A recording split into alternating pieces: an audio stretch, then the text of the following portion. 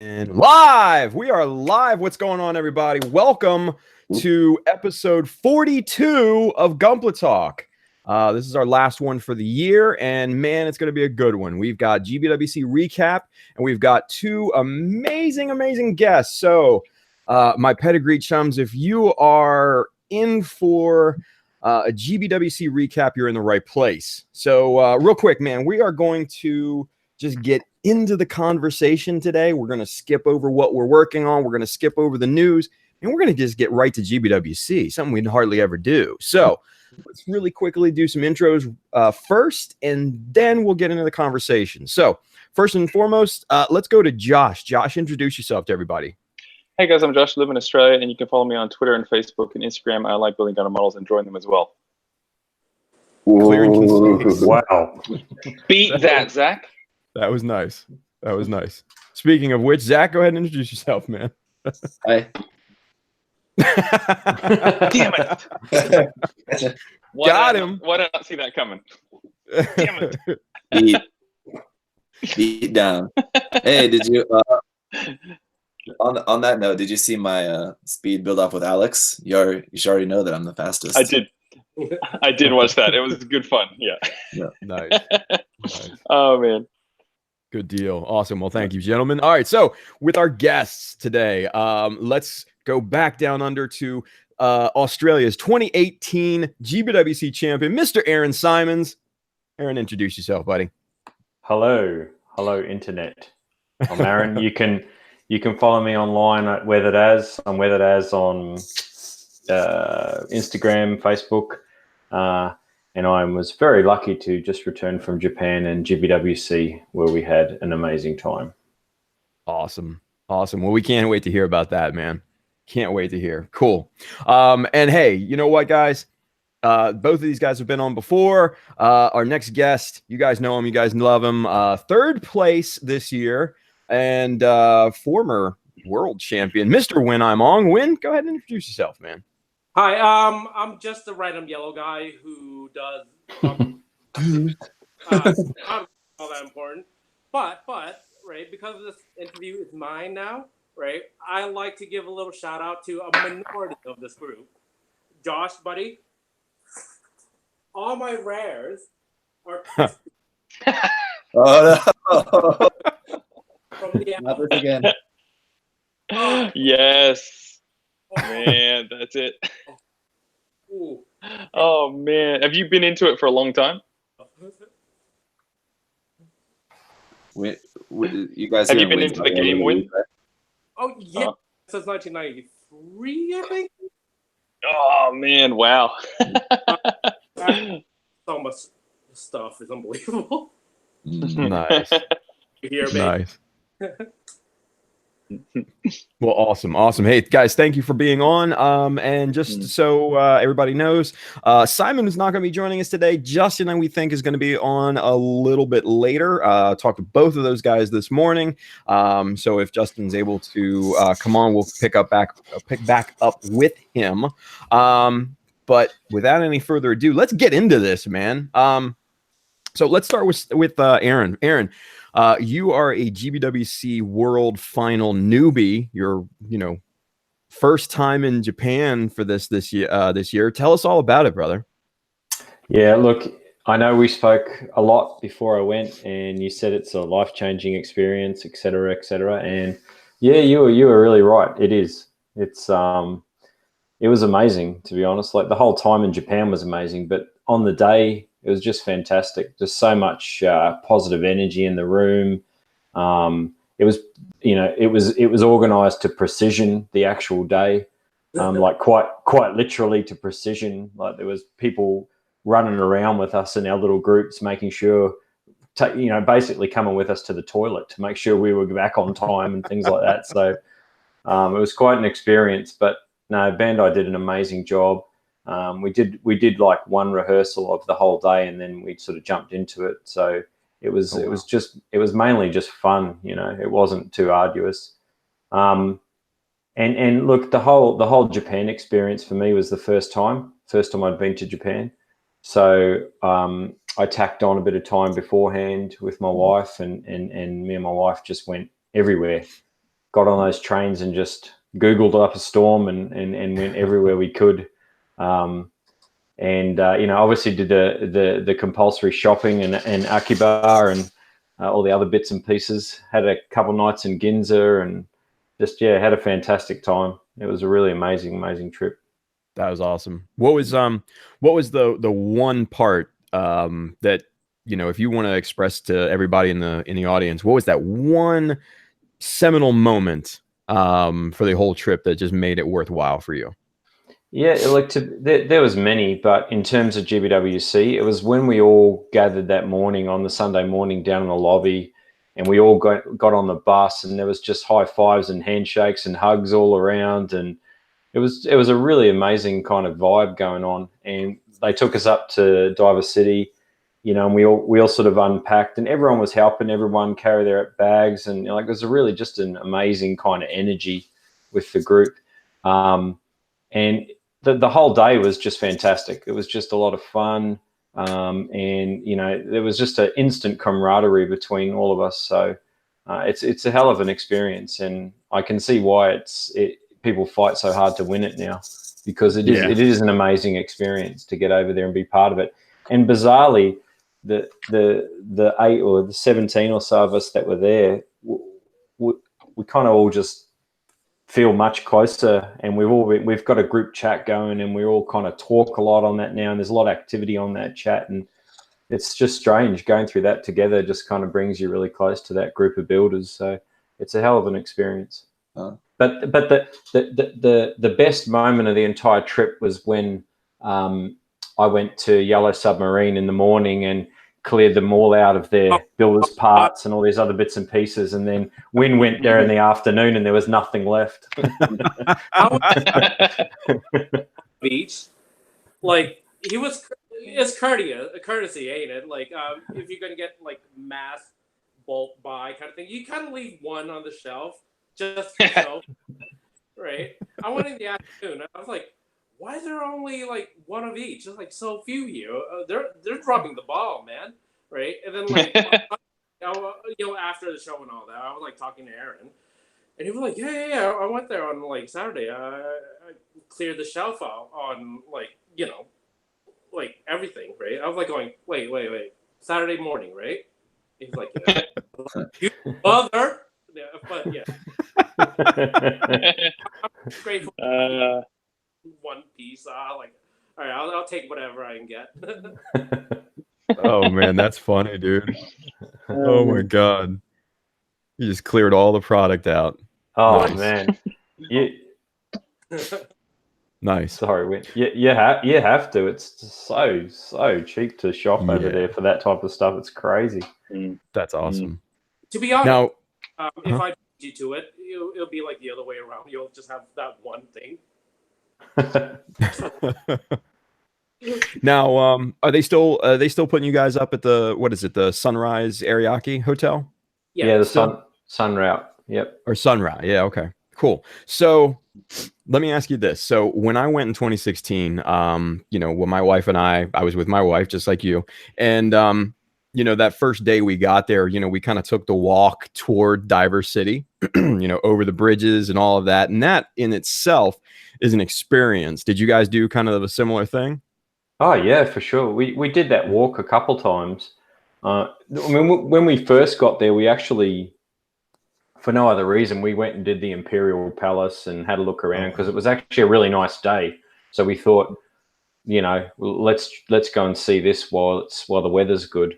But that evening we went back to the hotel, and that evening we kind of got the train, because you know how the train's one stop basically on the opposite side of Diver City, and then we walked across that to the Unicorn Gundam at night and saw it do its show. It was a hell of a first night. So, so how did it feel? How was that seeing the? Oh, how was it seeing the unicorn first time? Yep. Oh yeah, look, it was amazing. It was amazing to see it, and it's it sounds ridiculous, but it was huge. It really was. Yeah.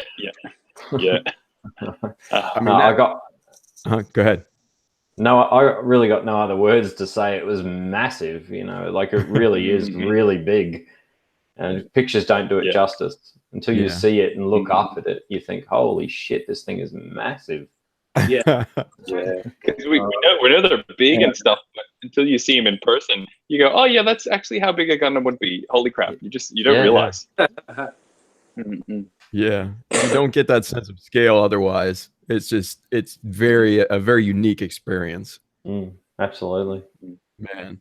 So I remember, just kind of coming up on it, and well, this was back when the original was there, and just going over the crest of one of the bridges and everything, and starting to see the V fins. Did you guys come from the hotel? Or did you guys come from the train? No, we came from the hotel way. So we walked up the hill, and then you just sort of see it breach over the hill there. Yeah, and over the trees and everything. So you guys got that same kind of feeling and everything, right? And they got all the lights out, all the massive light display and whatnot. So it's really, really amazing. Sorry, Wayne. Yeah, no, sorry. I was saying, even the RX one, the original, I've never had that. I never walked over the bridge kind of thing, right? I'm lazy as hell, right? Right. If I don't have to move, I won't move. That kind of deal, right? But the thing is, I've always seen it from the food court, right? Usually, the food court, you don't actually see the V fin, but you just see like the ankle, the back of the ankle, kind of thing, like from inside the building, and you're like, "Oh my god, it's standing there!" Yeah. Yep. Oh man! Crap, that's awesome. That's so cool. Man. And had beefing down, if you know what I mean? Yeah. Had you seen the Unicorn before, Win? No, this is my first year. I thought it might have been your first year seeing the Unicorn. Yeah. I didn't enter last year because I had a work schedule conflict, so I couldn't even enter the regionals in Thailand. Okay. Yeah. Oh man, you must have been excited to see it as well. The really funny thing about the whole thing was last year they asked me to do like a display thing because they just opened their new Gundam base, right? I did like a little Medusa and Perseus kind of thing for their display because they asked. It's not little. Yeah. But thing is, ever since I sent it off, I've never seen it. 2 years ago, something like that, right? I'm not too sure. But after I sent it off, I haven't seen it again, right? And this year, when I went, right, for because they blocked the whole thing off because of the event and all that, right? And they wouldn't allow me to go to the back to see it, kind of thing. Like, I really want to see it. I just want to see it. And, we have it back there. You can't go see it right now. I'm like, oh, okay. And then like left it till the very end. And they're like, yep, it's open. You can go see it now, and you see the movie. I'm like, oh man, oh gosh, that'd be so weird. Doing a build and putting it in there, and then just not seeing it for so much time, and you're just like, oh, my baby's just in there. I just want to go say hi, see how it's doing. basically, right. But the funny thing is, right? I've seen it. I wish I haven't seen it a little bit. Just because, right? Now, it's not their fault, right? At all, right? I packed it and sent it off, right? I used blue tack to keep everything in. And, like, a bunch of other stuff, right? So, some bowl wrap or paper or something like that, right? It pressed into the blue tack. So, it looks like a white rock texture on the bottom. Tack. And they left it in. Oh, no. So, blue on display at the bottom of the base. Saw that. Like, oh no! Like no one noticed except like me. I'm like going, that's blue tack. Like I noticed. Yeah. It just ruined the whole kit. It just ruined the whole kit.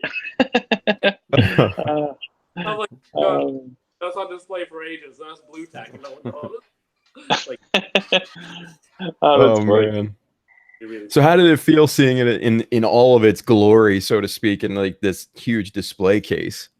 It was amazing. I mean, all right, I'm just honored to be like around the other guys that won, like Andy Wong and all that, right? I mean, like they have amazing pieces there, right? Right. I didn't even dream doing like that highly detailed stuff, you know, like the kind of clean build kind of thing, right? Yeah. Oh, by the way, on a side note, right? This is the regionals in Thailand kind of thing, right? Like, as you know, and as a lot of you know, I don't tend to do clean build, like clean painting, clean all that. This is kind of like the first few times that I did it. So I'm like really, really, really paranoid about it. So all that, right? I was like going, oh God, I hope it does decently. That's all I hope for, kind of thing. Just decent, and I'm happy with that. Because I'm still learning, you know what I mean? Right? Anyway, and they give you numbers, like number 22, 24, whatever kind of thing. I remember mine is 24. And usually when they announce the winners, right, at the ceremony in Thailand, what they do is like, okay, and the winner for Junior B, third place, and they have a little bit of music, you know, the whole spiel kind of thing, right? And then they announce number 3, and then they say the name, right? Now, when they got to open B, like my thing, and first prize champion this year goes to, and then a song, and I'm like, because mine's 24, I'm like 24, say 24, please say 24, right? And they say 65 or something like that, right? I'm like, oh crap, right? And I'm like going, oh well, I did my best, right? I guess my whatever didn't do well, right? And then they said my name. I'm like, wait, what? You sure? I'm an idiot. I forgot my number. Right? I'm like going, wait, are you sure? You know, like they had like a live thing, like a live broadcast kind of thing, and I'm just like walking up there, like really confused. Just going, are you sure? Really? Oh man. Mine is 64, and I'm an idiot. Oh man. Lesson of the day, kids. Remember your number. Yeah, be good at math, people. That's awesome. Oh my god, that's so great. That's so great. You wouldn't be good at the meat raffle at our local club, Win. Oh geez. Oh man. Or playing blackjack or something, and you're like, hit me, and they're like, sir, you're at like 40. Hit me. Yeah. Oh my gosh. Sir, there's no more cards left. You've taken all the cards. Yeah, right. Oh man. Man, oh man. Looks like Zach got called away, so not a big deal. Yeah, that's right. Yeah. I think I heard Noah crying. Had you seen Win? Had you seen all the newer builds like E-Day's builds and stuff like that? His Zeta. Had you seen those before? No, I haven't. I haven't seen any of that. Man, well, if you guys, either of you want to talk about those, go for it. Yeah. Which ones were those, Josh? These are the ones that are big display cabinet. Yeah, where Win's like Medusa is, and I think E-Day's got like a blue Zeta. It's like a smaller scale Zeta with all the backpack and stuff. Yeah. What was that like? Yeah. Oh, look, I mean, the one that stuck out, I mean, Win's was amazing. Like, truly it was. I'm not just saying that because he's on the show. It really was. It was beautiful. But the one that sort of resonated with me, because it's closer to kind of my style, was that praying mantis one. That was by Andy Wong, wasn't it, Win? Yep. Yeah, that was phenomenal. He took the Nightingale, I think, right? It was? Yep. Yeah, the Nightingale. Yeah, and he took into like he made into like a praying mantis kind of thing. But usually with this type of work, it's sort of like a real world functional kind of thing. Like I think that was a fire truck or a sci-fi fire utility robot thing. Yeah. So but he like applies the real world application towards. Yeah. It was very cool, but like it's huge too. It was really massive. It was like probably one of the biggest Gunpla type, kits I've ever seen in terms of a scratch build. Hey, Zach. Oh, welcome back. The boy peed the bed and got a nosebleed at the same time. Oh no. Oh jeez. Oh man, poor kid. Talk about bad luck lottery, man. He's the winner. Jeez. Is he all right? Yeah, he's a little bit sick today. So. Oh jeez. Gotcha. As you were. We were just talking about the guys are describing the you know the like the unique builds that like Wing's got his Medusa one in at the Gundam base sack. You know all those different ones. Yeah. Yeah. We're just talking about those. Yeah, Aaron's giving the feedback. Yeah. Andy Wong's one. Mm-mm. Yeah, it's huge. Yeah, it was. It was really big, but like there's scratch building to make something look as though it's got mechanical, parts and got sort of an interior inside it. But then there's scratch building where it actually looks like it would function. And, and that one in particular, if I don't know if you remember when, but under its head, like up under here, where that sort of head was suspended, if you looked under there, it was fully built out in order for it to move. Like it could actually move. It looked like it really could actually move. And it was a real machine, it was really, really fantastic work. It was amazing work. Was that actually an entry, or was that just like what you did, just a special build? Oh, no. They asked us to do a special build like at the beginning of the year kind of thing. Originally, that build from Andy, he was about to enter that into the 2017 GBWC, but he was like, you know what, it's going to be on display, so he might as well do that. Essentially, they asked us to, originally they asked me to do like, all right, can you do a build for the Gundam base kind of thing? And I'm like, I'm not really a professional, so I don't know like what to charge or how to charge or anything like that kind of thing. They're like, oh, no, we're not paying you or anything. We're just rock and roll, right? So I can go ape shit with my idea, and you're picking up the tab. And they're like, yeah. I'm like, I'm so in, whatever you want. Right? Oh, so they supplied everything? Well, you kind of give them, you have an idea, and you can do it one or two ways. One, you can buy the kits and whatever yourself and give them a receipt after, and they'll reimburse you for that. Or you can just give them a list at the beginning, and they just give you all the kits that you want from the list. Man, yeah, that's an honor. That's awesome. Oh, yeah. I'm like going, you know what? I'm gonna have a PG ashtray. I'm gonna have like 10 of those. All right. I can go ape shit. I'm going ape shit. Oh man! And what was it, like 11 Grimgirds or Grazes or something like that? And a PG ashtray. Oh my god! They're like, okay, we're never getting Wing to do one of these again. Yeah. Did you feel under pressure to use a lot of the parts? Yeah, I used most of it, believe it or not. I mean, I had some left over. I did pack it up into a little bag, and like, and I was like, "Look, I have this. Do you want it back?" They're like, "Bitch, we're Bandai. We don't need that." Thank you. Oh god. Kind of thing. Yeah.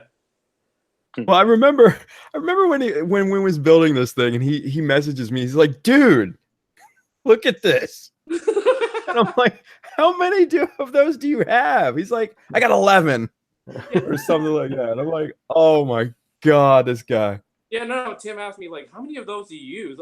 And my words were, "I don't know. I don't care if I'm." Oh my god, that was fun. That was. That's pretty wild. That's really interesting. I always assumed that they paid you guys for those. No.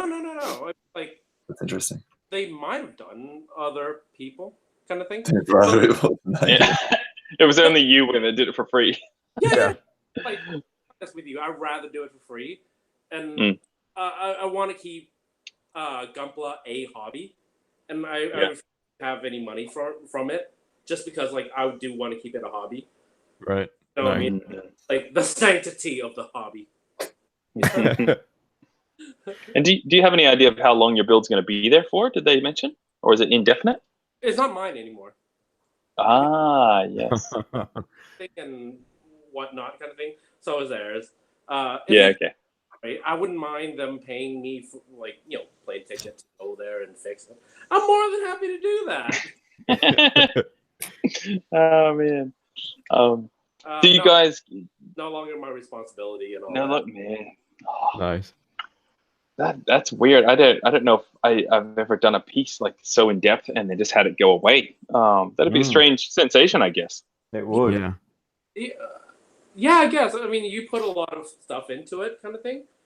But saying that, all right, I also run into that problem. All right, I have a condo flat kind of thing, right? Basically, it's like a big studio flat and a bathroom, like one room thing, but I have two of it, right, adjacent to the other. And when I went to Japan, like all the time, like the 4 times I went, right, my wife didn't go with me, but she always say, "Win, right? I'm not going to control you or anything, but before you buy anything, just remember we have limited fucking space at home." Right? Just remember that. I'm not going to control you. No pressure. Just remember that, right? So, and it's true. We do have limited space here. And, like, for me to do that huge Medusa thing, and then I sent it off, but, like, I still have pictures and all that stuff from it, kind of thing. It's kind of still mine mentally, but it's not displayed in my home, saving me space. So I'm thinking of it that way, I guess. I don't know. Yeah, that makes sense. Yeah. Oh, look, what better place to have your kit displayed, though?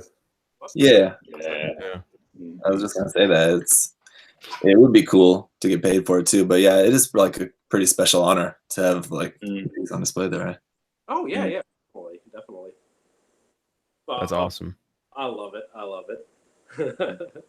That's cool. All right, so for those of everybody sitting at home, let's go through kind of the big day from both of your perspectives here real quick, because it is like Aaron hinted earlier, a very, very well choreographed song and dance, right? And for everybody at home that's obviously never been to GBWC, they have no idea how orchestrated the entire day is. So let's start in the morning. Obviously, Aaron kind of hinted at the everybody meets down in the lobby and kind of shaking hands and everything. So guys, both of you kind of take us through that day and describe to us, kind of how you guys felt, what Bandai did, all the events, everything like that. Let's go through that here real quick. You can start. You want to start or? No, you start, man. You go. Okay, cool. See, the thing is, in the morning, I think you start in the morning because, like, all right, they said meet us downstairs around 9:40 kind of thing, right? Mm-hmm. But you slept in. Right, like I slept through the alarm clock and everything, and I woke up and I'm like, oh, holy shit!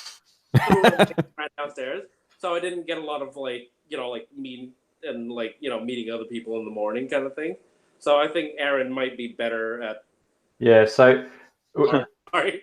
Quite a few of us met at breakfast. So, like I said, we've had a group chat going for probably 2 months leading up to it. So we'd sort of organised to meet at breakfast, and we did. A lot of us met there at breakfast, but it was kind of weird. Like, everyone was happy to see each other, but you could tell everyone was stressing about getting their kit into Gundam base and set up.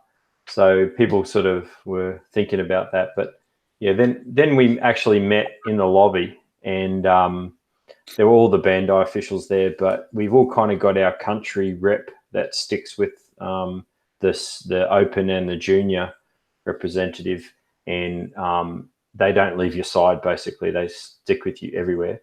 And then they just took us out to the bus, and they were really cool. Like, a lot of us had our wives there and girlfriends and other friends that had come with us, and everyone just piles on the bus. And they've got specific buses for staff and contestants and all these other things. So you got to get on the right bus, and then you sort of sit there and they do a roll call, and then off you go. And they actually, they take you out to Diver City, which is not far, as you guys know. But the vibe on the bus was awesome. Like, everyone was kind of, everyone was doing their own kind of live feeds and taking photos, and some serious selfie action going on on the bus. By the way, right, we're all friendly and everything. You know what I mean? Like, we talk to each other. We're just, like, shooting the shit and all that stuff, right?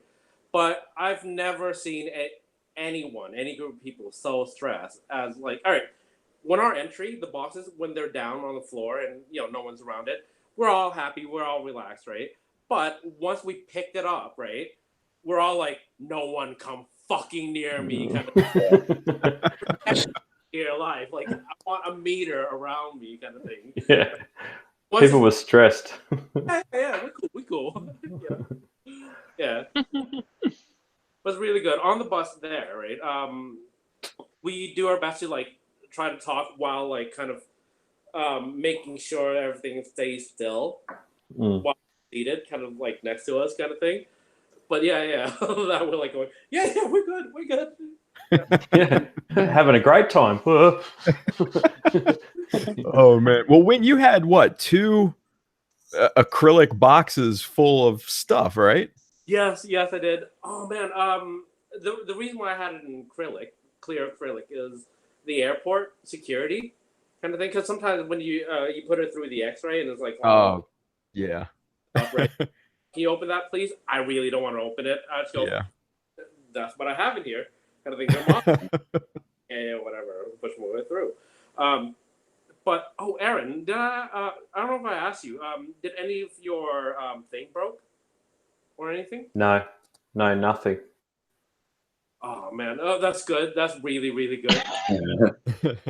I stuffed mine. I had like a little bit of S shape. You know those S-shaped foam thing, right? I put some just to like keep it from moving around. But little thing, right? If you're a transporting model, don't put those S-shaped things in there without, like, I don't know, something cover the actual model itself. S-shaped foam thing, right? Sometimes it just happens to stick onto the paint. No. Move it, the paint sometimes comes off with it. No. So I got that. Oh man. Before, like, the GBWC, and I was like going, oh my god, and I sat there all night just like, you know, just with the paintbrush going, please be okay, right? And man, this layered paint, so when the paint came off, it's sort of like a little indent. So basically I just have to, like, layer it up so it evens out, and then I paint so it blends in, kind of thing, right? Man, but it all turned out all right. Oh, by the way, sorry, just off subject. We can go back to this in a bit, right? The S-shaped foam thing, right? Yeah. A little funny story. I asked my mom, right? And my mom, I know where you're going. I asked my mom. It's like, Mom, I don't know where to get these S-shaped foam things, right? Do you know where I get them? She's like, yeah, sure. I think I know where. How much do you need? I was like, I just need a little. You remember my case? I just need to fill like a little bit bottom of my case. So I just need a little. Can you get me some? She was like, yeah. Right. Bear with me. Here it comes. Just a little, Mom. I just need a little. Oh man. What are they? Where did she get peanuts? From? Yeah, the packing peanuts. If you Packing peanuts, right? yeah. Where did she get that from? I have no idea. Oh God. 5 kilos worth of those S-shaped things. I just only need this much. That's all I needed. I love my mom, but what the actual fuck, man? Hey man, Mom was looking out for you, brother. I know. I love her to bits. I do love her. But anyway, when you posted that picture the other week, I about died. Oh my god. That's how I mean, she was like proud as hell. She was like, "When I got you some packing foam, right?" Like, look what I got. Oh man. Yeah. Sorry. Oh, that was. All right, Aaron. Yes. So, where were we up to? Yeah. So when you arrive there, they basically everyone gets their kits, and like Wynn said, everyone's stressing out. about the walk up to Diver City, but I kind of had it in my head that we would maybe park underneath or something and we'd get a lift all the way up and just go out. But they literally paraded us through Diver City. Through the mall, yeah. And we went, yes. And we went up all of the escalators. Oh God. And Oh, everyone there was like, oh, that must be the GBWC guys, you know? And it was just like, man, we were on parade basically. So, but we got up there and then pretty much straight away, the cabinets were already ready. They kind of just gave us, a bit of a tour around where things were and just sort of said, look, you've got until I think it was lunchtime or something now to put your kits in. On a side note, with the cabinet thing, right? When we went there, like the cabinet they used was the same cabinet that they used for the regional in Japan. But what they did was they took out the other entries and leaving the winners of that regional in there, if you know what I mean. So the Japanese one don't actually have to go there to set up. It's already there. Kind of thing. How intimidating is that? I know. We go in, and they're like the Japanese one on both sides, the junior and the open. They're like, "Welcome to my world." Well, it was there actually, because I went to Diver City on the Wednesday or Tuesday before it, and the Japanese entries were both already in the cabinets and in a roped off area, just sitting there on display. And I kind of I walked in and went, huh? Oh, okay, this is it. So I already knew what the competition was before the day. But yeah, I guess. But yeah, then I don't know. We everyone sort of was talking while they were setting up, but not massively. Like everyone was concentrating on what they were doing, and it was kind of just like quick little chats, and you could tell people were stressing out, and some people had glue out and tweezers and all sorts of different things. So the usual, kind of my shit happened bag, right? It's glue and everything, right?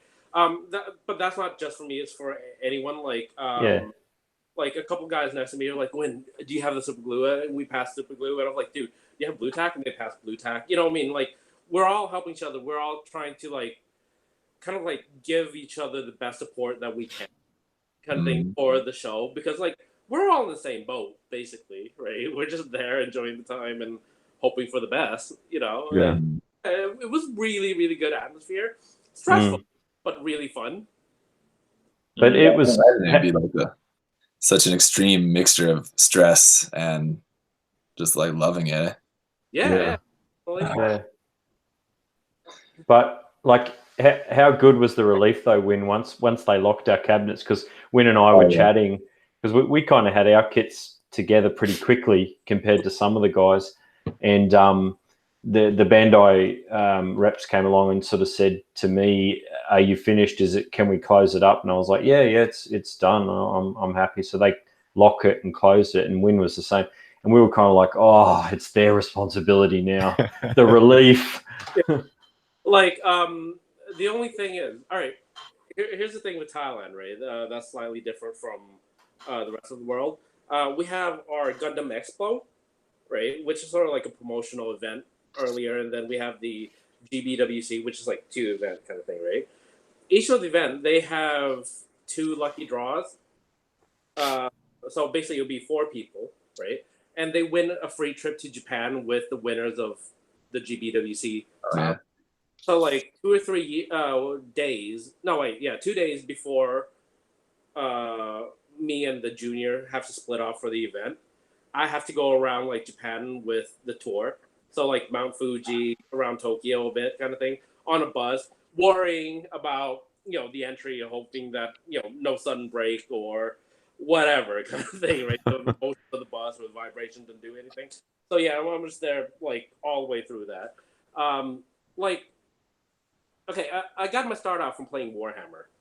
I understand when you travel with model, it breaks. I'm used to it, kind of thing. You can always fix. It's a model. You can always fix it, right? But being in Japan, I don't have all my equipment with me, right, and all that stuff, right? I'm just worried about getting it there in one piece and putting on the best show that I can for them, kind of thing. Because like sometimes when something breaks, you have to change it, and you have to make a little change, and you're not allowed to make any changes to the model win, kind of thing, right? So I'm just worried about that. But yeah, anyway, once we got it in, they locked it. I'm like, no longer my responsibility. If you send it back, it's all broken. I don't care. I can fix it. You know, but it's not my fault anymore. And it was so funny. Like as soon as the two of our cabinets were locked, Win and I were like, "Whew, let's get coffee." So we just went straight downstairs, Starbucks, coffee. Oh man, instant sigh of relief. Yeah. Oh. So Josh, was that kind of the same for you? I know it was for me too. Yeah, I got a little bit nervous, but I felt for Ricardo because when I was there at Ricardo, he had all these LEDs going into the chest of his new, and a lot of them weren't working, and the poor guy was just dying. So it showed me how little stressed I was feeling compared to him and other people. But yeah, it is funny when you're setting up, you just have this concentration face on, a little bead of sweat. But then as soon as it's done, you're just like, oh, it's like a kid going off to college or something. You're like, there goes my baby, and I can't do anything more. I've done all I can do. They're fine now. So yeah, I do remember that feeling. Yeah. Push that bird out the nest. I remember like your year, 2015, right? Because I had 2 pizzas. You know what I mean? I just plopped it on, right? And I was like, look, you have a lot of random like little pieces you have to like put together, and you have to balance it on like on the little thing, right? And like you see it through your face, and like, oh my god, I hope this is okay. And I'm like, like I'm done, but I'm like going, please be okay, please be okay. Yeah, because my little rod that the Synergy balanced on just stuck into the pole just by friction. Or not even that, just like pressure. And I just see it sitting like this and having to go boom and flipping it over or something like that. It would be terrible. But it wasn't painted, so it wouldn't have been chipped. Hey yo! Man. I could have grabbed the case and shook it up, and it wouldn't even matter. Yeah. Jeez. Yeah. Nice. Do you guys want to talk about what your favorite builds were of the other builders once you saw them in person? Can you give us any feedback on that? Yeah, I mean, everyone tells you, they look different in person. It's like any comp that any of us have ever been to, they look different in person. They're amazing when you see them. But what I couldn't get over was the difference in scale that it didn't come across in the photos. Like all the entries were huge. They were all really massive. And some of the entries that I didn't think were that big from the photos I'd seen, when I saw them, was just like, oh my God, they're huge. Like the Vietnam one, especially. Yeah. The one up, it was huge. It was like near mega size. Huge. Wow. Yeah. Which one was the Vietnamese one again? It was sort of like tree. Was that the tree one? No, that's Taiwan. That's Korea. The Vietnam one was the one where it's kind of like Appleseed kind of style mech, kind of like rusty, like this like the sword thing coming out with the tentacle. Yeah, there's 2 big like claws. It's kind of red and black and gray and stuff. Yeah. Yeah, that's like a mega size kind of thing. Yeah, it was big. Jeez, that looks like just like a master grade. I'm looking at the pictures right now as we speak, and that looks like 1/100 scale. Like I totally see it. Yeah. Oh, there he is. We've been hacked, guys. Gotcha.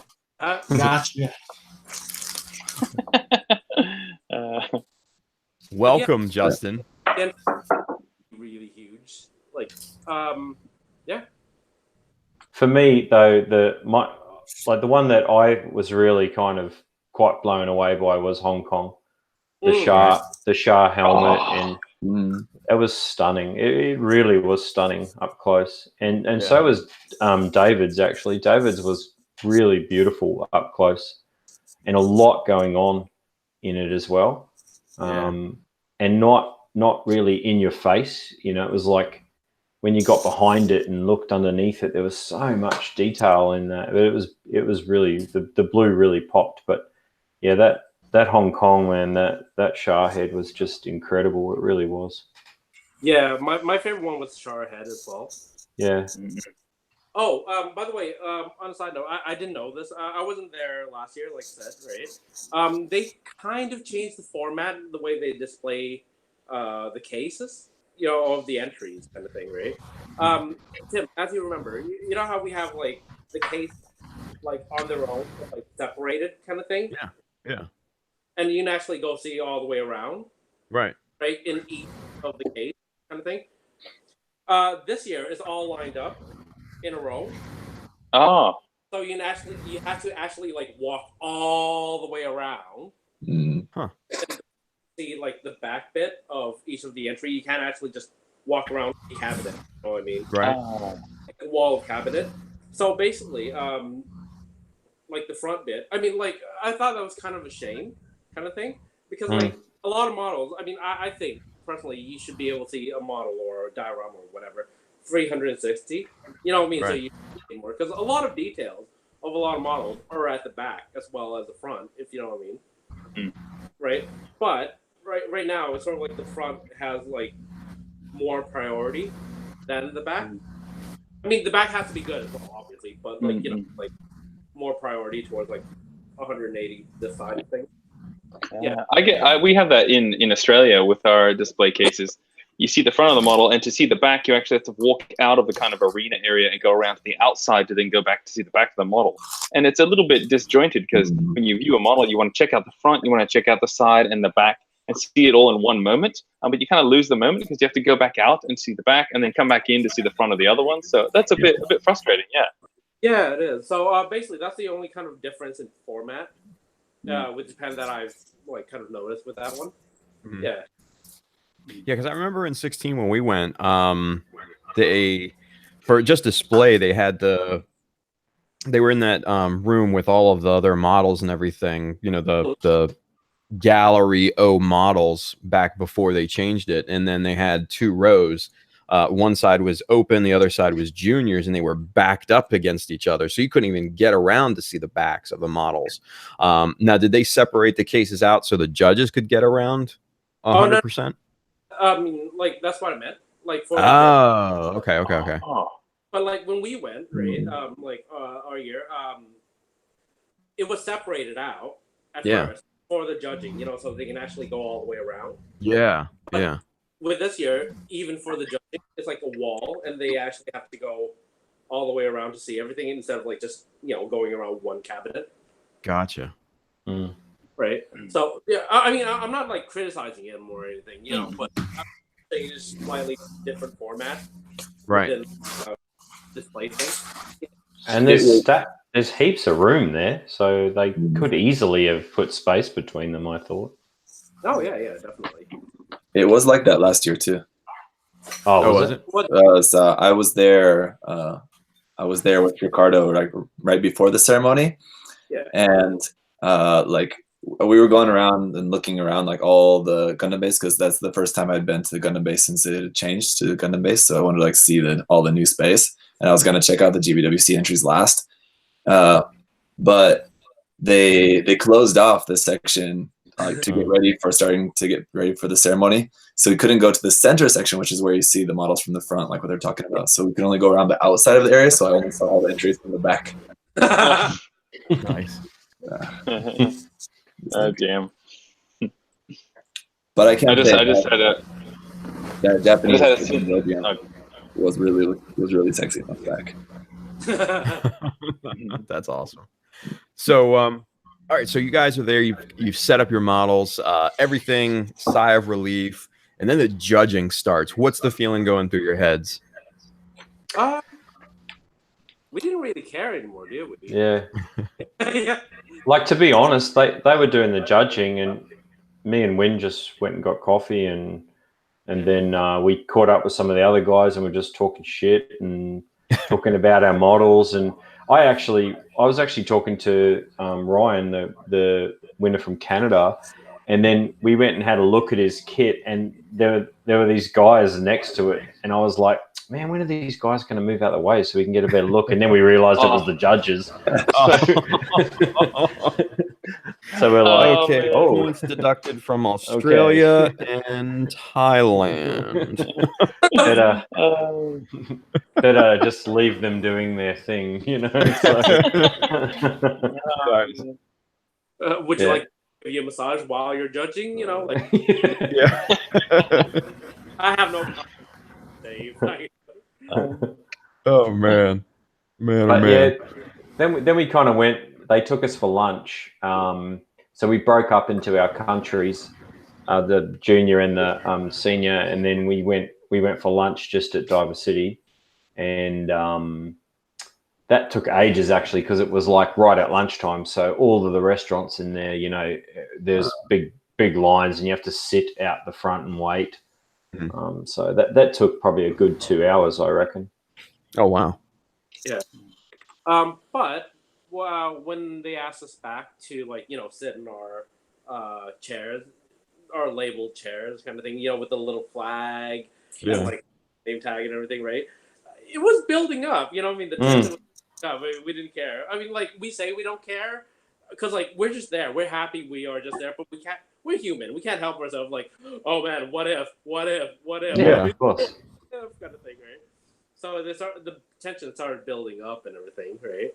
And then, like, you know, they announced each of the country, they introduced the work and the person who made the work. So you have to stand up for the camera, wave your little flag, and whatnot. The junior in Australia, he did a dab, which I thought was good. Yes. Yes. I saw Aaron's face there. You're like, yes, my friend. Yeah, they did all that. And then came the special award first. Uh-huh. The special award. One was for the Tokyo base, the favorite in Tokyo base. And one was for, like, the sponsored brand. It's like a blue trophy kind of thing, right? Right. It was a special prize kind of thing. No trophies, it's like a little plaque thing. Given by the guy who created or had a huge hand creating in Gundam Built Fighter, Gundam Built Diver, and the battle logs. Right. Yeah, thing, right? So that was that, and they were announcing it. Like, I didn't expect anything at all, but I actually got the special prize for the guy who did the Gundam Built Fighter kind of thing, which one was amazing, right? And then so I went up on stage, right? Got the plaque and everything, right? Oh, by the way, plaque wise and trophy wise and all that stuff, right? I no longer have it at all in my house. My mom kind of confiscated it. So if I want it, I have to go to her house and actually see it. Because, like, it's payment for those packing peanuts. So, like, whenever her friend comes along, it's like, yes, my son did this. And I'm like, okay, so basically, I got the prize for a special award for, like, the director or you know, the guy who created Gundam Built Fighter kind of thing, right? I got that. I was like, going rock and roll. I'm happy to get this. But then, right? He brought out his drawing. Yeah. Oh man! I mean, he drew it and, like, signed it and all that stuff, kind of thing. Now, the dude. All right, a little history about me, right? Main reason why. Okay, I played Warhammer before I got into Gundam, kind of thing. You know, the model and all that stuff. And in Warhammer, just in case, you know, people in the audience don't know, basically you put models on a table. You move them around using rules. You roll dice to see whether something happens or not, the probability of something happening or not, right? And then, like, I've been playing that ever since I was 13. Now, when Gundam Built Fighter came out, the concept was you put a plastic model that you built on a magical table. It comes to life and fight each other. I mean, like, dude, they know how to sell their stuff. So I got into it because of that. And now he's giving me a prize. That's cool.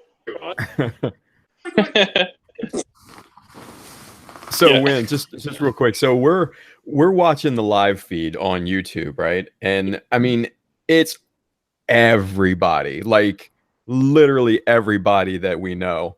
and they're sitting there, we're chatting in the live chat and everything, and you win the award, and you come up on stage, and you're just like so shocked. Like, we literally thought you were gonna start tearing up, man. I was. I held it back. I mean, like, at all. Usually, once I cried during a movie, Line Before Time. When he on the walls, he thought it was his mom. Oh man, I bawled my eyes out. I still kind of do, right? Don't like to admit it, right? But like, this is like another time. I'm like, holy crap, this is amazing, right? And like when I sat back down in the chair, kind of thing, I was like, I don't give a crap what happens next, right? I can get last. You guys go on without me. I'm just content and happy with little drawing. I mean, you can take this plaque back, or you can have my model. I don't care anymore. I got this, right? And it's just like, I was happy. You know what I mean? That was like awesomeness. And that's awesome. Yeah. That's awesome. So Aaron, just real quick. So like, they're introducing everybody. Were you kind of the same way, where the butterflies starting to creep up as they, started to say your name and everything? Walk us through that. What did you feel?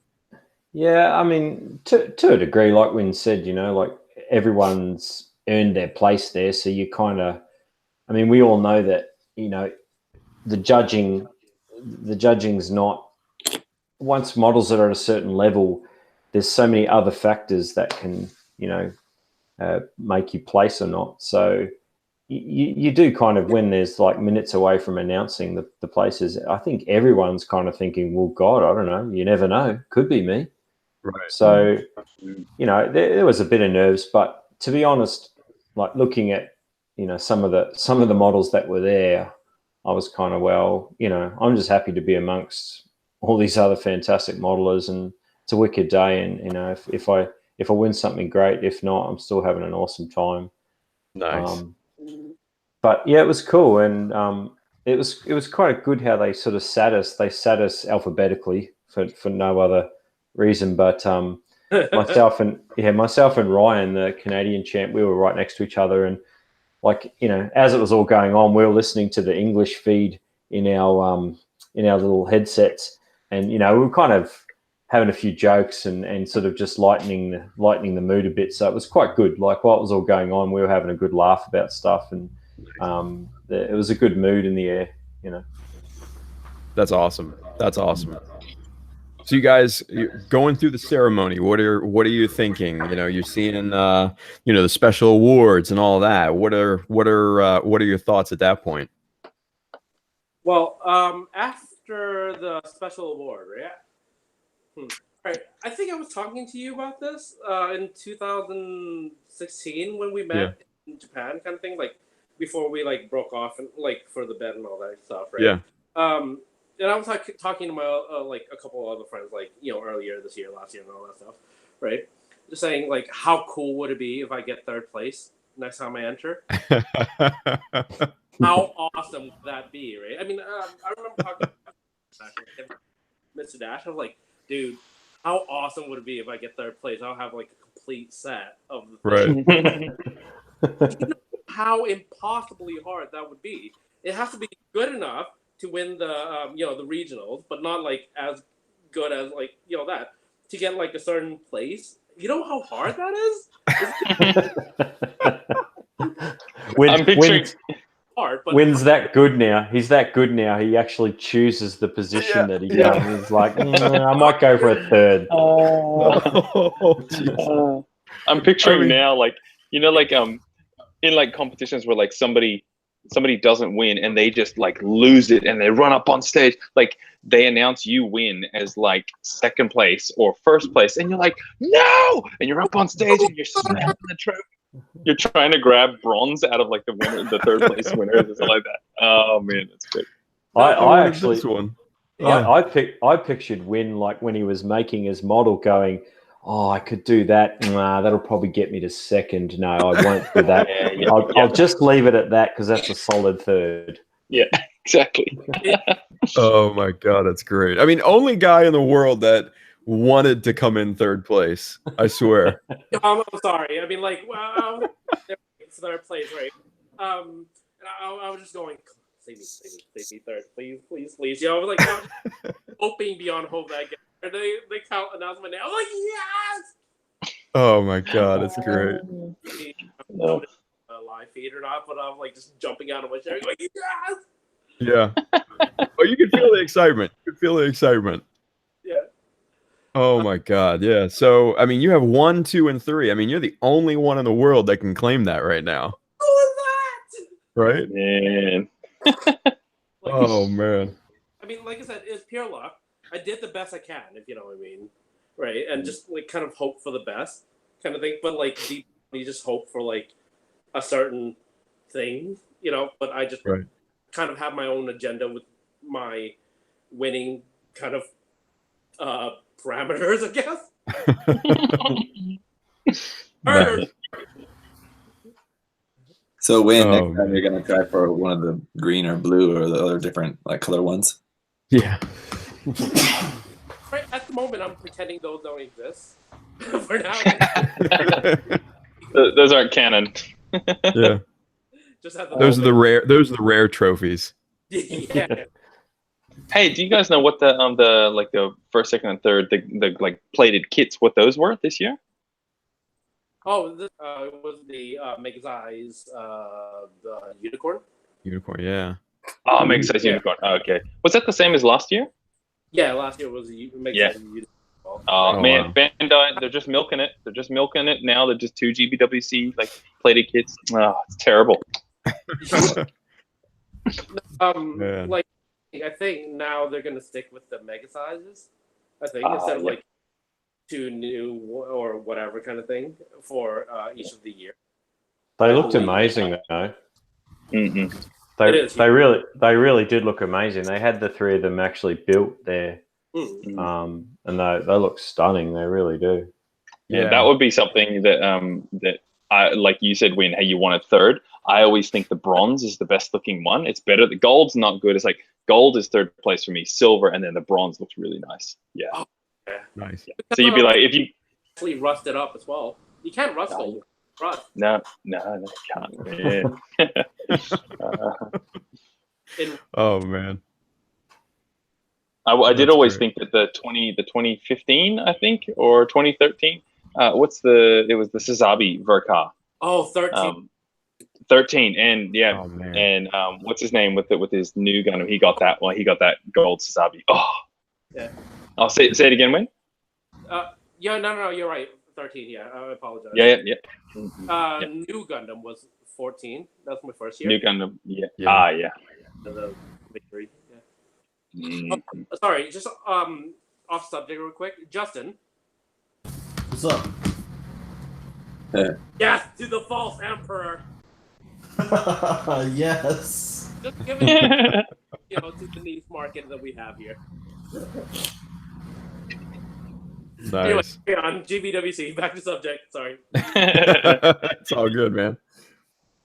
Yeah, but after they announced the second prize and third, now there was no question about it. If you see the place the entry in real life, right?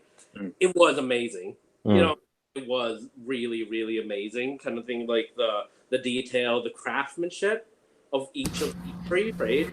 There was no question that they did get the prize for it.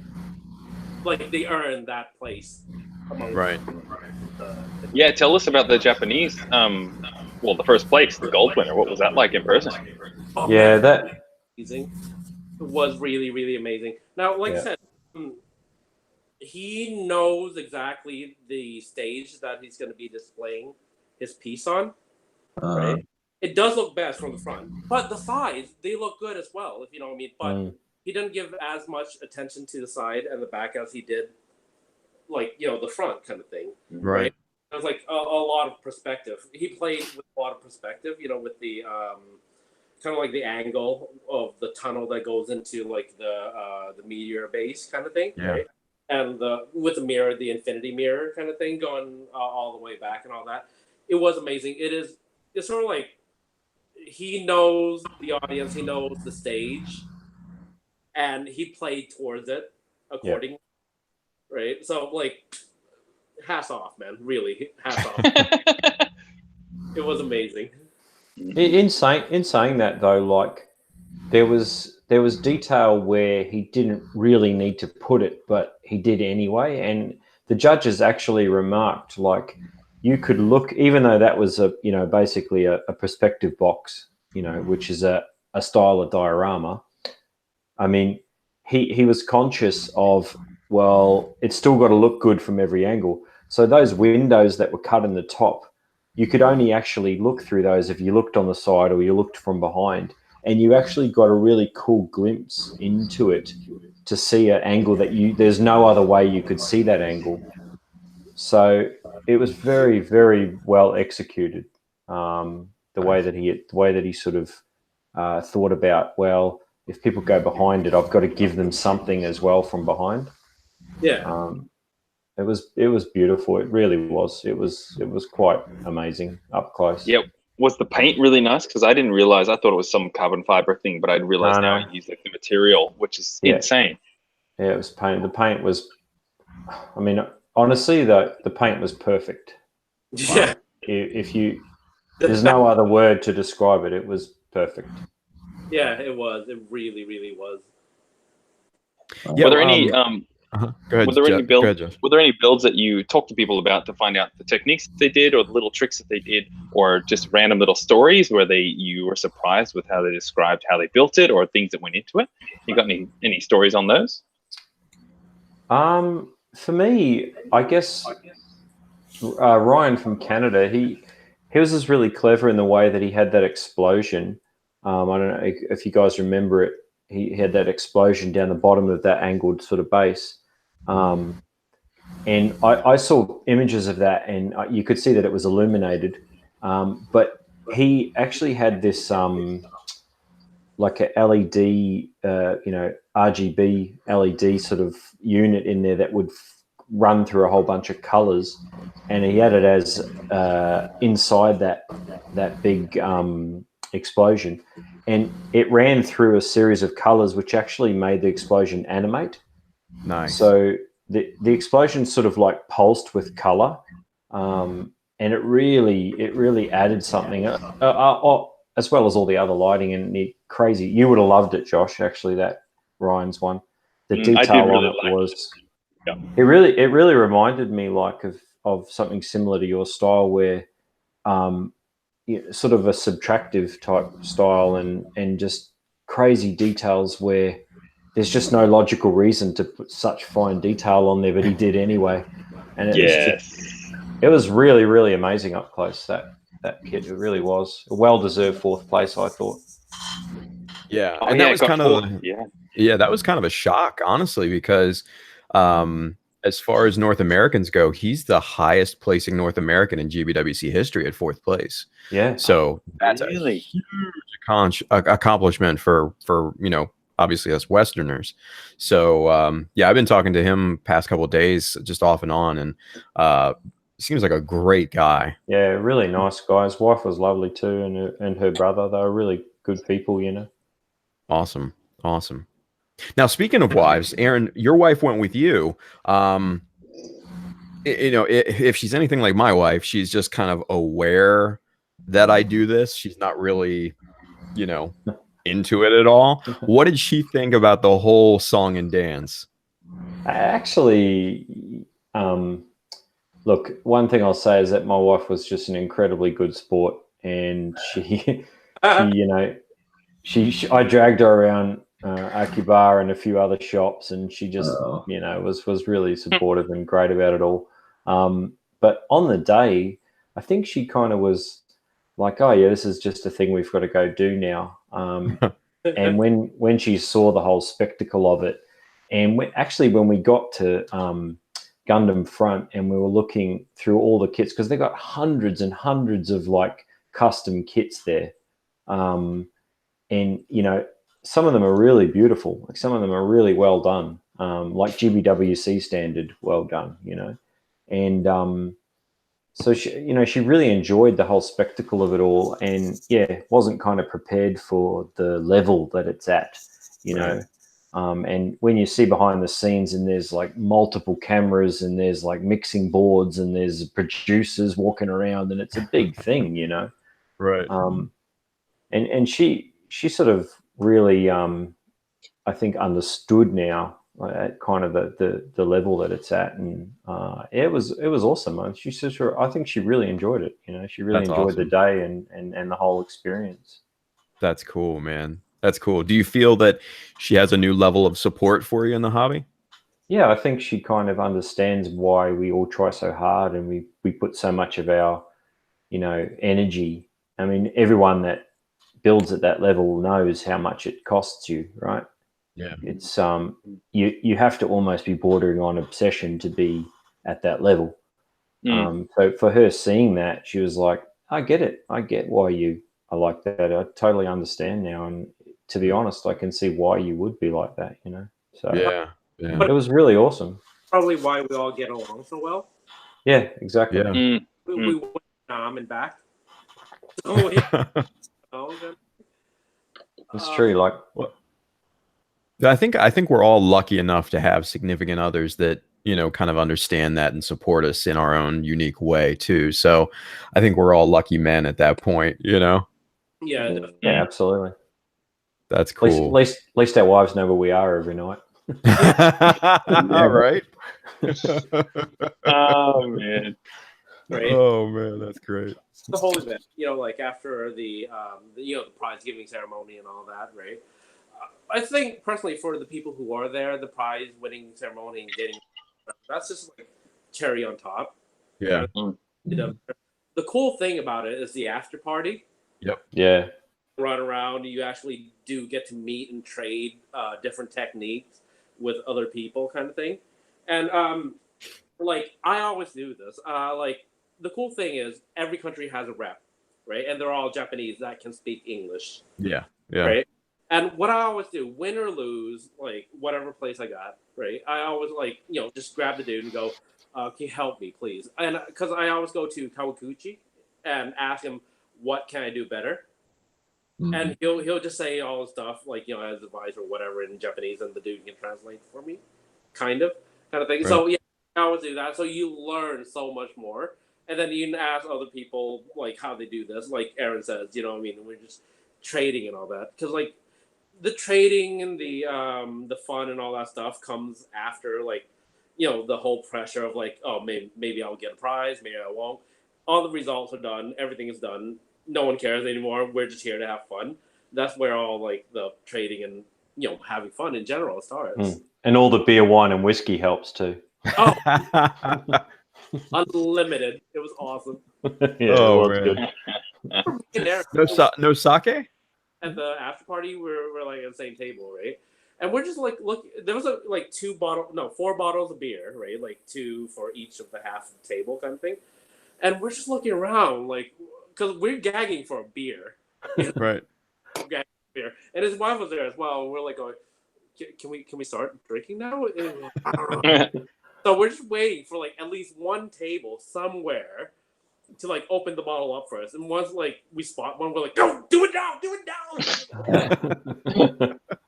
Oh man, because I'd be scared, like being in Japan, they'd have like cameras watching you, and you're the first one to open the beer, and it's like disrespect happening at your table. Yeah. It's just like, you want to respect everything that they do, and you don't want to be rude or anything. Yeah.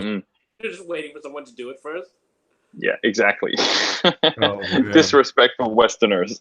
Yeah, right. Oh, Jesus. So how was that? I mean, because that seemed different. Obviously, Win, from you and I, when we went in 2016, they had it at that other hotel, which was amazing. But they had it this year, and I don't know if it was the same last year. They had it at the site. How did that go? It was amazing. Basically, you know when you see the YouTube broadcast thing, right? And you know how they have the huge kind of thing, the thing and all that, you know, where all the chairs are, right? They basically took all that out and just put tables in, and they have like a buffet all the way around kind of thing. So you're eating and partying in the Gundam based shop. Oh man. That's so weird. Wow. and then you can go and check out like a model kit here. You're like, yeah, I might buy that. Never buy stuff. From Oh, that sounds so good. Yeah, it was cool. 10,000 But when you did like you won't. before they set up the tables and stuff, they actually took us all out to watch the Unicorn Gundam. So we all went out and watched it. It did its transformation and light show. And it was then when we went back, the whole room was changed, and every place they had like our the folder, the glass sort of frame that you get with being a finalist, and Right. they had like all of this kind of like they had corn, like RX-78 corn snacks, and a heat hawk spoon and knife, and they had all these little things just sitting there for us, and all of the trophy winners, they had their trophies sitting there with the case, and it was really, really well presented. So it was cool. It was very cool. Yeah, I mean, like I said, I mean, it is a perfectly choreographed, just massive scaled dance, if you will. And man, they got it down to a T. Yeah. I mean, Tim, I gotta say, it's actually better than the hotel. Oh, don't tell me that. In the flagship shop of Bandai. Yeah. You know, I mean, and, like I said, you can have a beer, you can have a wine, and then you can go check out like a PG kit, or man, like just open a box, see all the parts to like a really rare MG part, because they literally have everything there, the whole entire range, from, they do when they start till now, basically on display as well as in the box. So you're like, going, I might be able to use that part. And they actually have a small injection molding machine there, which is pumping out little 144 unicorn heads. So you just go up there, and the guy like does his thing, and it spits one out, and you see it jump out, and he just gives it to you. It's still hot.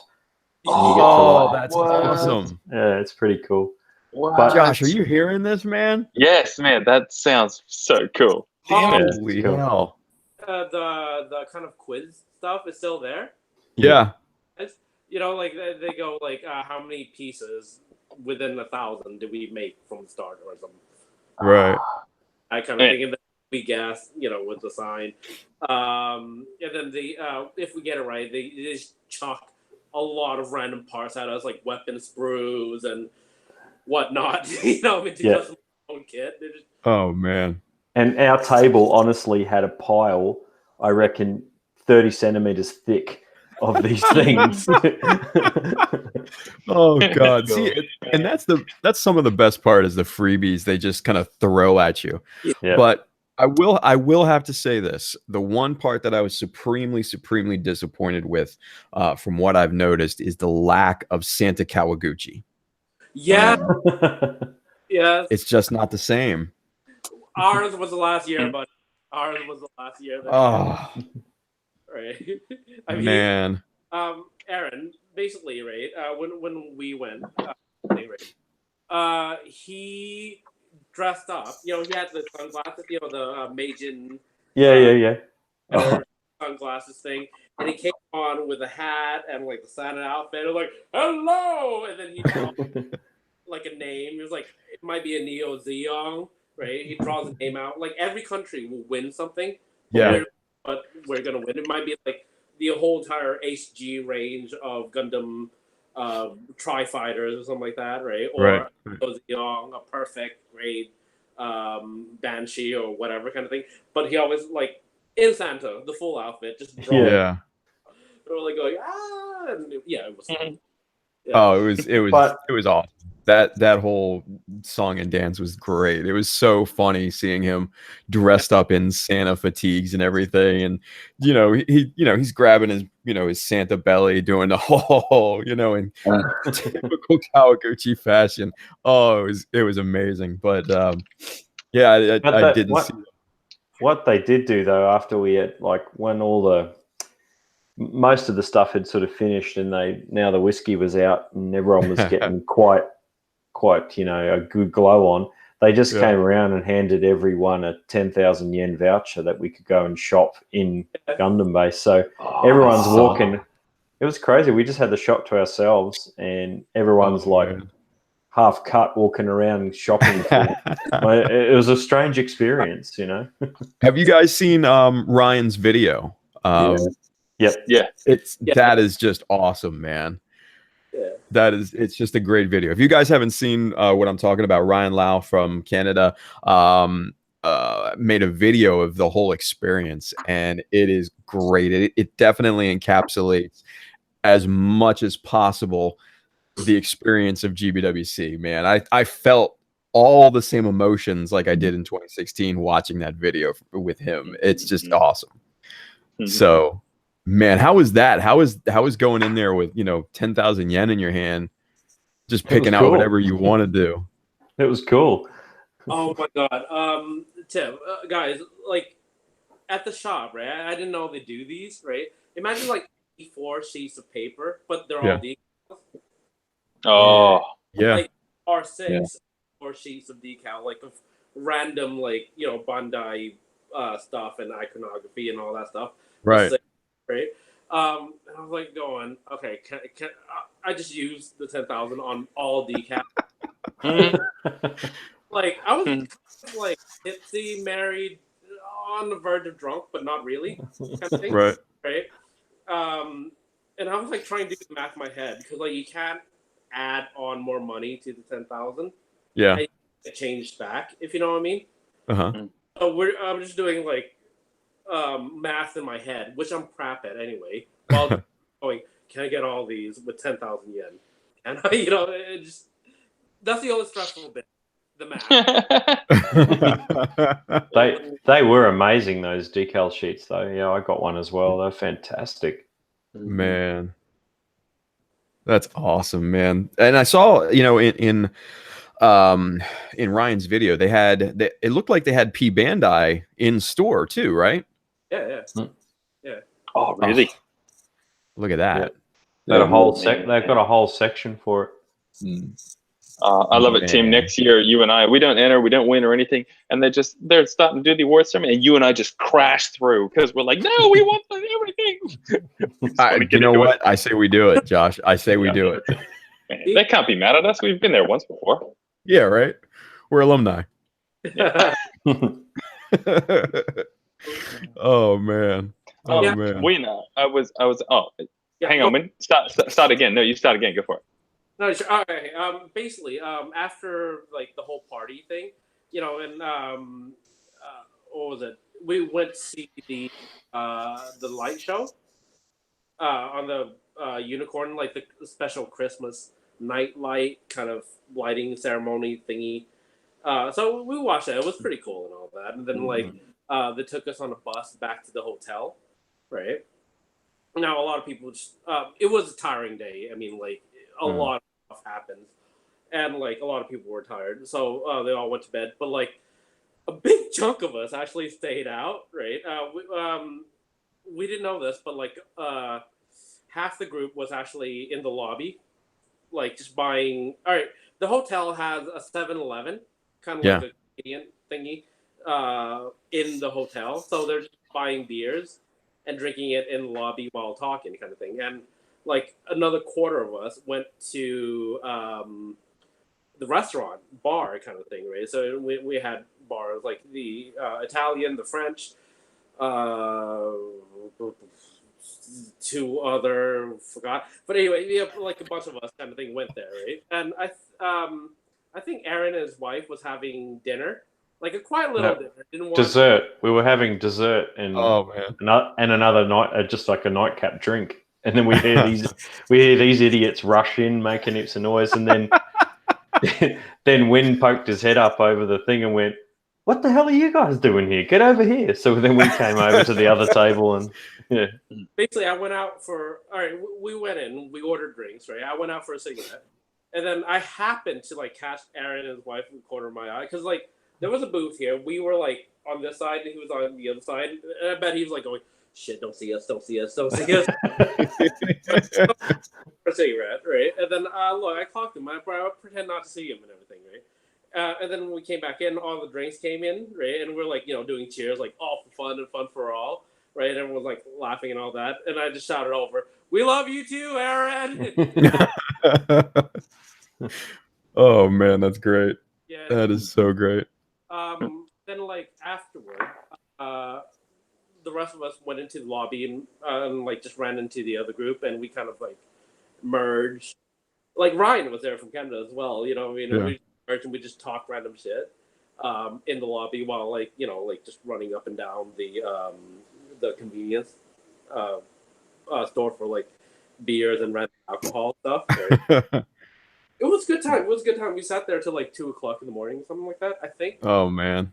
I don't remember all that much, but yeah, it was a good time. It was like like good atmosphere and all that. Yeah. Man, I'm jealous. That sounds great. Yeah. And from what I've seen on Facebook, there have been a lot of Gundam narrative pose pictures being posted that like from everyone. My bad. Sorry. Completely my bad. Like, yeah, there's a lot of you. David Liu posted some where he's doing it too, so he's part of it as well. Like almost everybody from this year's GBWC. But Aaron, you didn't get in the narrative pose, man, did you? No, I didn't. Do it? I did. No, I wanted to. I'm like looking for him. Like, where is he? Man. Right? I don't know. I just missed all the narrative poses. Oh man. David started like the group chat, the winners of this year kind of thing. Yeah. I was like, I just want to do the narrative thing, and everyone was like, yeah, I'm on board. And, and we were looking at Aaron, and we were like, going, okay, you did it. Yep, you did it. Yep. Where's Aaron? And, like, anywhere, when, like, the opportune time kind of thing. Yeah. Oh man, that's great. That's great. Now, hey, let me ask you a question. With the new Gundam base, they had the what was it? The G Dome back before. Do they still have anything like that? No, they don't have that anymore. Oh, that's a shame. Yeah, it is. They took it out and they didn't actually put anything in. I don't think. They pretty much do that just outside, like the screen behind the Unicorn. The projection is where they project like the special movies and stuff now. Oh man, so it's just outside. That whole 360-degree experience was just so much fun though. Yeah, it was awesome. There's heaps of construction going there though, Tim. Heaps oh really? More. Yeah, like actually the ceiling wasn't even built in parts. They were still under construction, and a lot of it was still kind of curtained off under construction. So there's more planned up there. They haven't finished. Well, there's hope. What happened to the what was it? Half scale freedom, full scale freedom? What happened to that? That's gone too? Oh, I love that. Man. Like the cockpit with the jet cockpit thing. Yeah. That's all gone. All the art, it's all gone as well. The original art and all that stuff. And the core fighter as well. A big shop. What? The core fighter as well. Yep, that's all gone. Oh, it's just in somebody's garage, and they're just this old thing. Jeez. Yeah. Yeah, but most of all that is all actually all gone now. Like, it's less of a museum than like a really cool novelty shop. Mm-hmm. But like I said, it is amazing. Nice. Yeah. It looked really cool. Yeah. Definitely. Back an earlier question. I'm curious to the feedback you guys got from Kawaguchi on your builds. But that's also a trade secret as well. So if you want to share any of the feedback he gave you, I'd love to hear some, but no worries if not. Yes. I'm happy to share. Aaron? Yeah. Okay. Yeah. Yeah. So I didn't get feedback directly from Kawaguchi, but there were, I don't know if you guys saw the judges that were there. The pedigree of the judges was very high.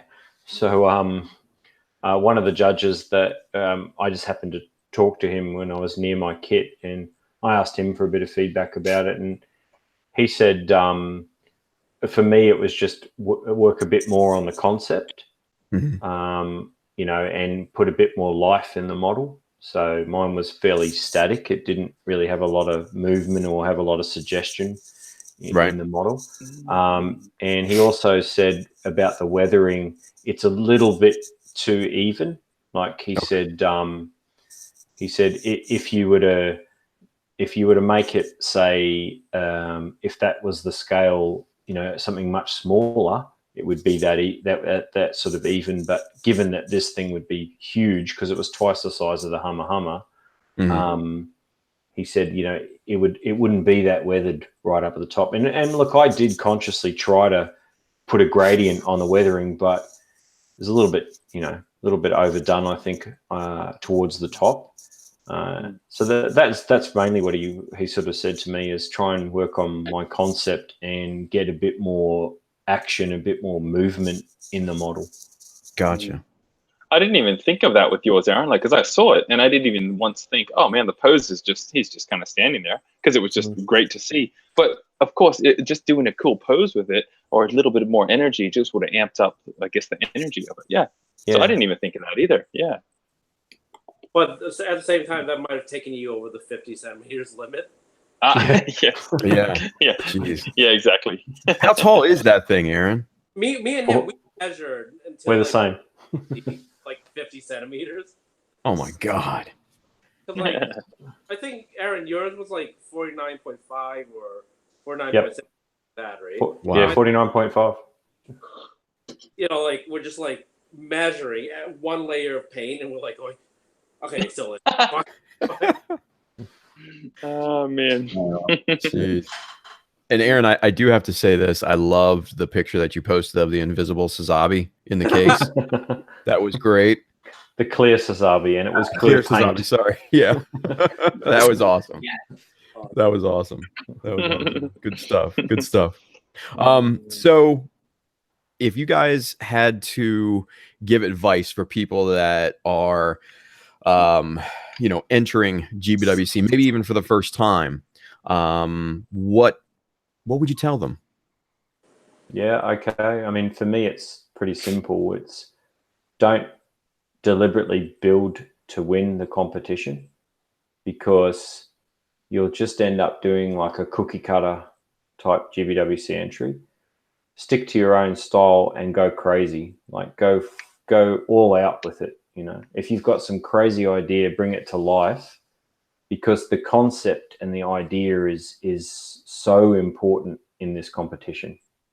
Your execution, like once you get to a certain level, all of us can, do a good paint job, and we can basically all kind of model and do a lot of the same skills. So your concept and the way that you execute that build is so important. So just go crazy. If you've got a crazy idea, bring it to life. And that's what I think you need to do, Nice. Win, what about you, buddy?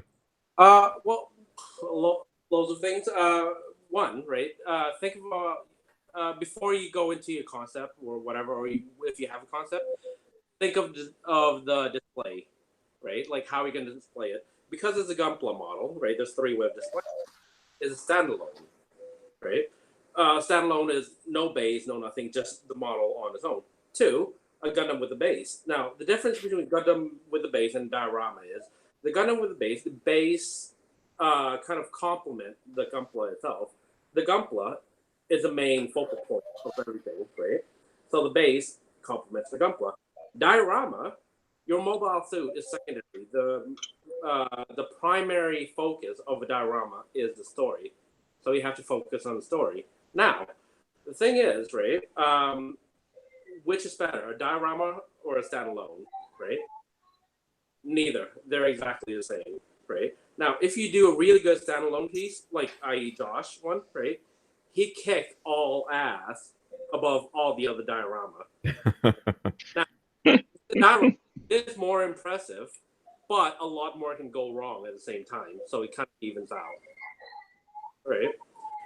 With the base, it kind of the Gunpla on a base, it kind of the same way as standalone kind of thing, right? It's a display based thing is on its own, right? But that's a major thing, right?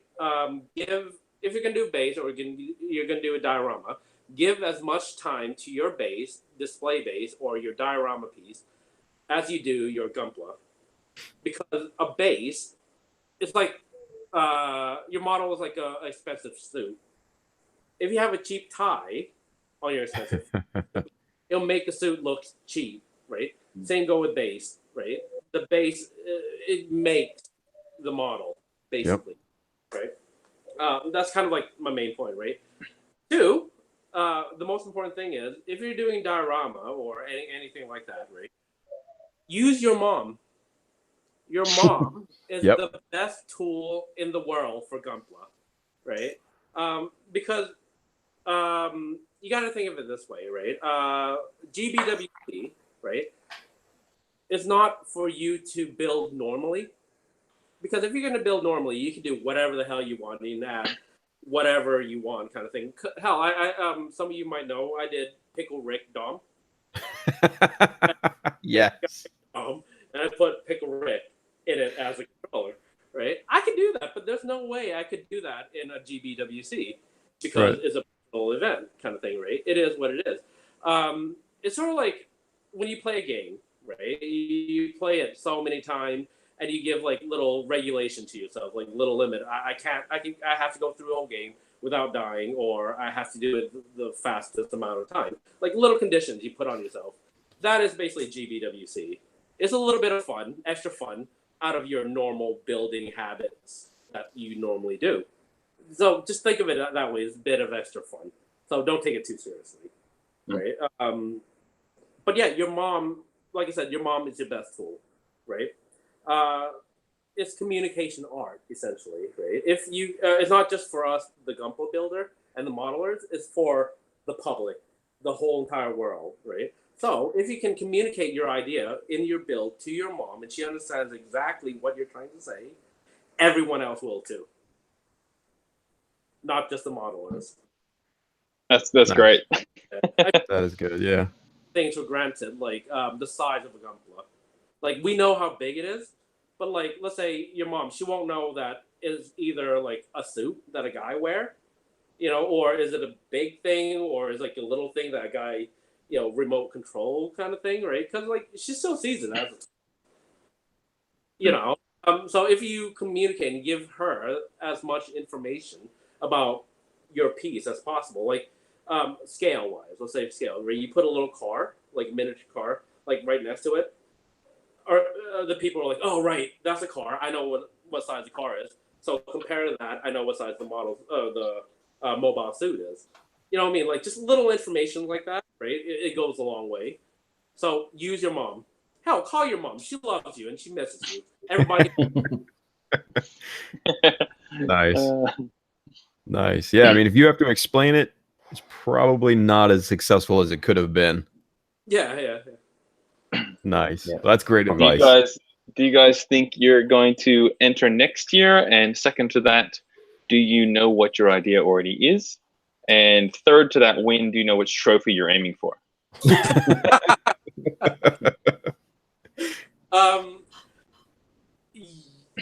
Yes to all except the last one because I'm not expecting anything. Nice. Go. I actually, okay, just a little preview. I just snapped it up, but that's what I'm using. Oh man. For now, that's Go. a little bit, right? But yeah, I actually started kind of thing for next year.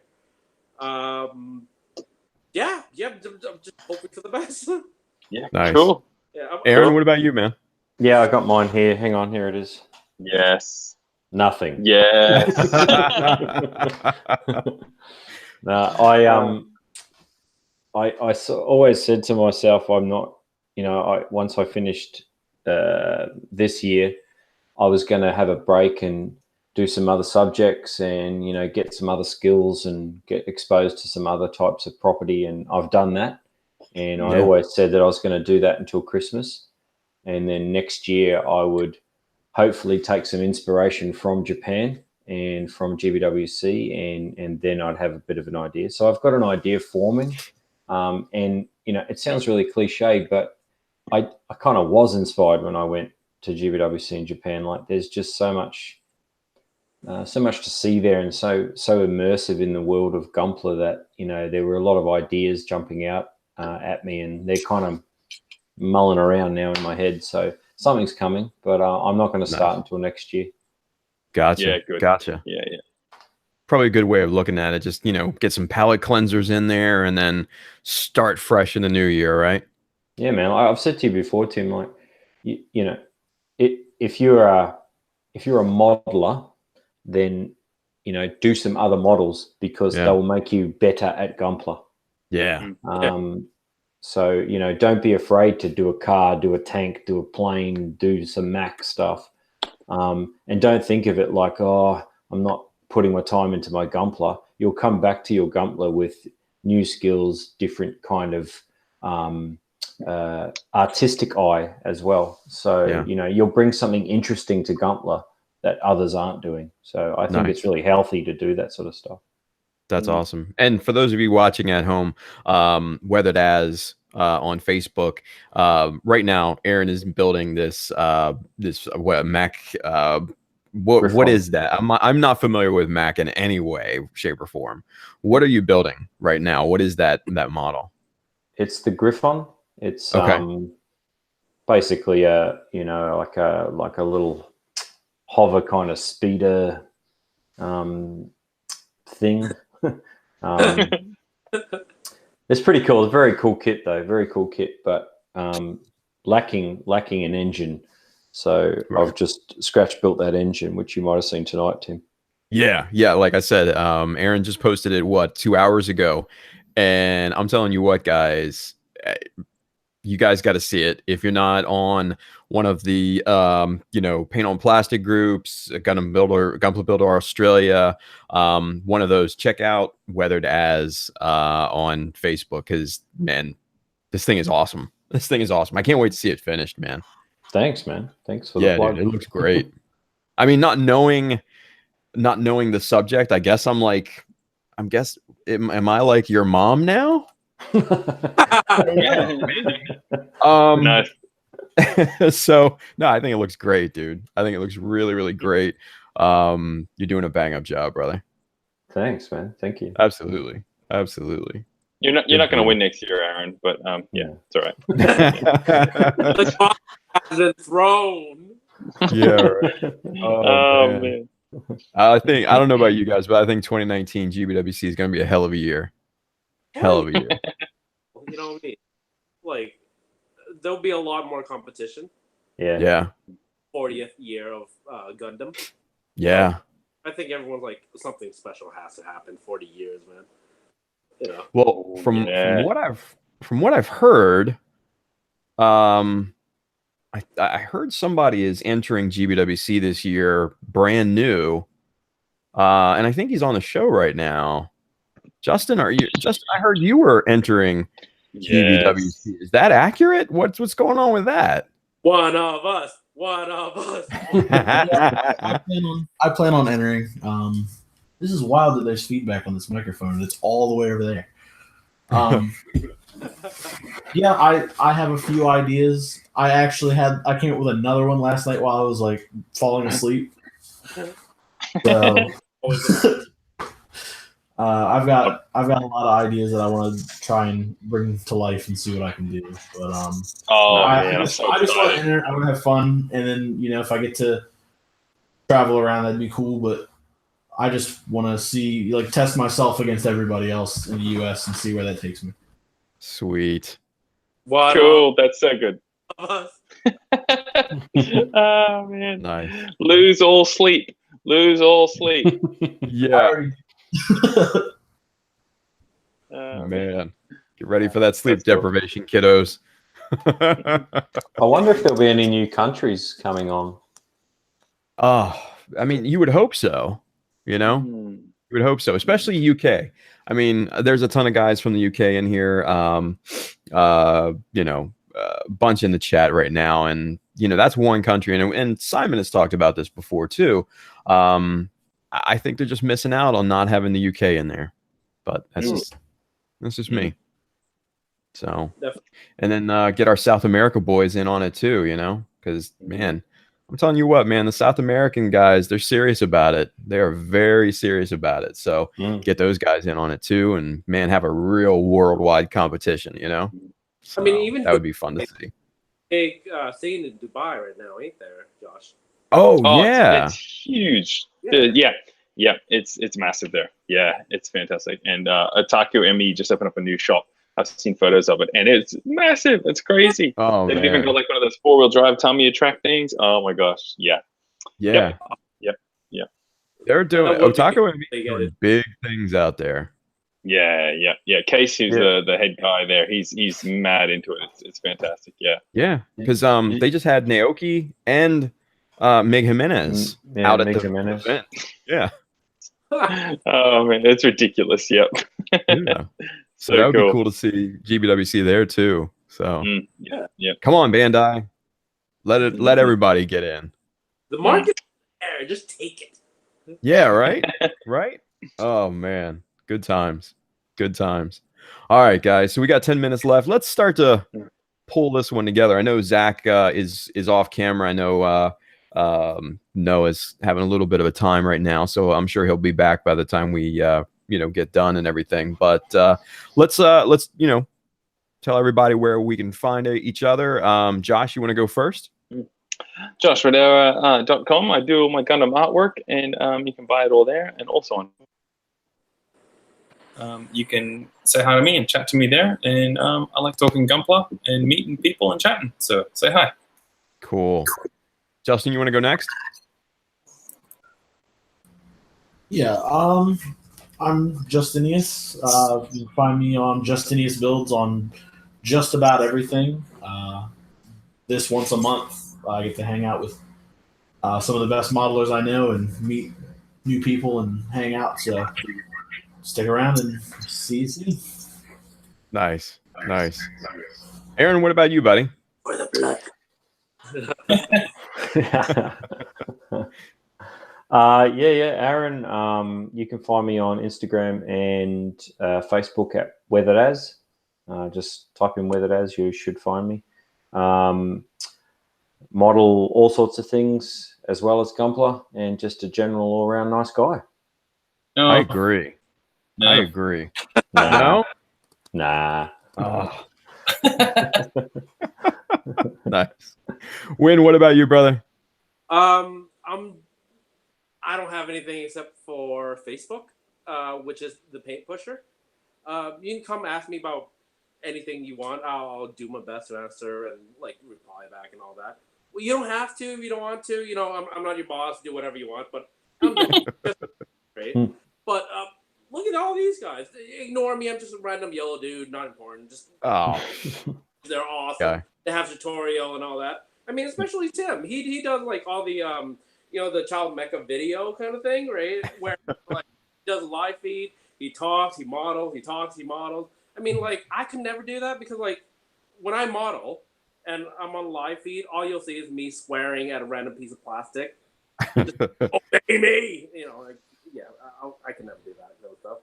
But yeah, and Josh with his amazing drawing and hands of a god surgery, just cutting stuff. Oh man. Ignore me. I'm fine. Yeah, man. Don't do the third place bronze fool. Jeez. Yeah. That's all. Yeah. Gosh. Win, I'll get you that check here in the next couple of days, buddy. Don't worry about it. But thank you, brother. Appreciate the kind words. It means a lot, man. It means a lot. Very cool. So, hey, you guys, for me, chowdamecha.com, Chowdamecha on Facebook, Instagram, Twitter, YouTube, Twitch, all the deal, all those stuffs. And like Win said, live streams Monday, Wednesday, Friday, 10 p.m. Eastern U.S. time to 12 a.m. Man, we just work and hang out and shoot the shit. Last night we had a ton of fun, and we just answered questions for an hour over the time. So yeah, come hang out. It's a good time. So, but hey, you guys, GBWC 2019, this season is upon us. 2018 is over. It's time to put up or shut up, boys. So get your ideas going, get your concepts down, buy those model kits, get the tools that you need, start building your asses off. This is the year. This is the year. So, and also, you guys, man, hey, this is the last show of the year. another year in the bag for Gunpla Talk. So thank you, Aaron. Thank you, Win, for taking the time. Aaron, I know it's super late for you, buddy. So thank you, Win. As always, it's a pleasure. Man, it is it's been an experience here on Gunpla Talk. So we're going to come back in January for a whole new year. We're going to have some new people on as well. Hopefully some other champions from this year's GBWC to talk similar to what we did today. And I'm just trying to stall so Zach can come back. So I don't know where he is. Yeah, I think he'll just sign off the show. We can head off. Yeah. Yeah, probably. So, hey, you know what? For Zach, subscribe if you're not already subscribed. ZakuAurelius. Check out all of his videos. Check out him on Facebook, Twitter, Instagram, all those places. He's got you hooked up with the news. He's got you hooked up with the reviews. He's got evidently he's got Alex beat on the speed build contest. I know Alex is in the chat. Alex, thank you for your help in the chat as well. Man, I hope Noah's feeling better, Zach. So there we go. All right. Hey, everybody for watching. Thank you as always. We wouldn't be here if it wasn't for you guys. Thank you again to Aaron and Win for taking the time out of your day to be with us. And you guys have an absolutely wonderful and safe holiday season. Christmas is coming up and all that good stuff. So, hopefully you guys get all the Gunpla that you wanted. So until next year, guys, happy holidays, happy new year. We'll see you in 2019. See ya. See ya. There you guys. And we log. We'll actually have to close out. Yeah. Okay. See ya. Oh, okay. See ya. Bye. Oh, rocket. Okay.